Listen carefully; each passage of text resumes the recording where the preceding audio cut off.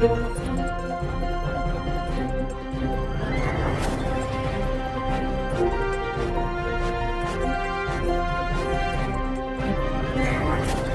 જોઈ રહ્યા છો પ્રજાના પ્રશ્નોને વાચા આપતું મિસ્ટર ગુજરાત ન્યૂઝ।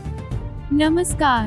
રાજકોટના ધોરાજીમાં સાદાત સમાજ દ્વારા ઉગ્ર રોષ સાથે પોલીસ મથકે લેખિત રજૂઆત કરવામાં આવી છે।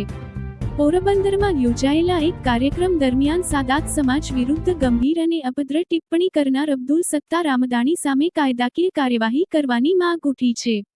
સાદાત સમાજની લાગણી દુભાતા ધોરાજીના અગ્રણીઓ અને સમાજના લોકો મોટી સંખ્યામાં પોલીસ સ્ટેશન પહોંચ્યા હતા અને કડકમાં કડક કાર્યવાહીની માંગ કરી હતી। પોરબંદરમાં યોજાયેલી એક સભા દરમિયાન અબ્દુલ સત્તાર રામદાણી નામના વ્યક્તિ દ્વારા સમગ્ર સાદાત સમાજ વિરુદ્ધ અત્યંત નીચલા સ્તરની ભાષા અને ખોટા આક્ષેપો કરવામાં આવ્યા હતા। આ ઘટનાના વિડીયો અને ટિપ્પણીઓ સામે આવ્યા બાદ સમગ્ર સાદાત સમાજમાં ભારે રોષની લાગણી વ્યાપી ગઈ છે। રાજ્યમાં ઠેર ઠેર આ અસામાજિક તત્વ સામે કાયદાકીય કડક પગલાં ભરવાની માંગ ઉઠી રહી છે, ત્યારે ધોરાજી ખાતે વસતા સાદાત સમાજમાં પણ ઘેરા પ્રત્યાઘાતો પડ્યા છે।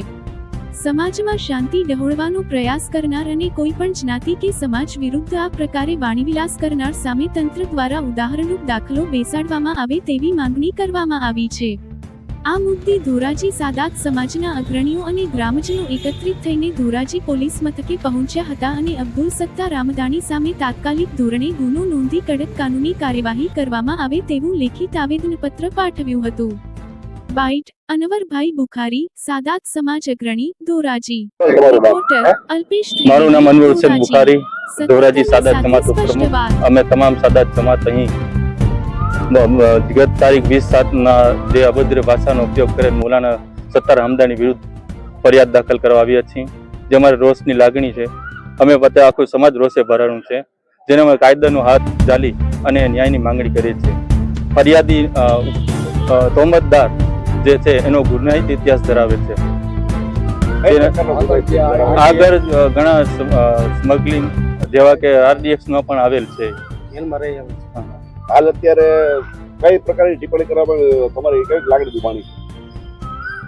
અમારા સાદાત સમાજ વિરુદ્ધ ટિપ્પણી એવી છે કે જે જાહેર મીડિયામાં બોલી શકાય એમ નથી, તેને એ સમયે જાહેર સભામાં સંબોધી અને બધાને સંભળાય એવી રીતે ટિપ્પણીઓ કરેલ છે અને વારંવાર આવી ટિપ્પણીઓ કરતા રહે છે।